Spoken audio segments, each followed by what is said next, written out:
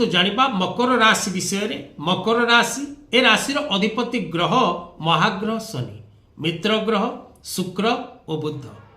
मकर राशि व्यक्ति इंद्र नीलमणि रत्न धारण करिबा एवं दक्षिण काली जंत्र कवच धारण करिबा एवं सातमुखी रुद्राक्ष धारण करिबा द्वारा एमानक भाग्य रे उन्नति होता है। ए मकर राशि तीनोटी नक्षत्र 21/10, 22/10, 23/10 उत्तराषाढ़ा मकर, श्रवणा मकर और धनिष्ठा मकर।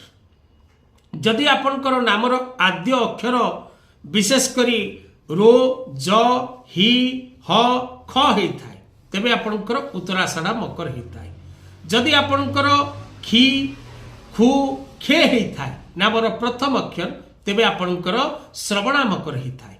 जदि आपणकर नामर आद्य अक्षर ग और गी होता है तेबे धनिष्ठा नक्षत्र मकर राशि आपणकर होता है।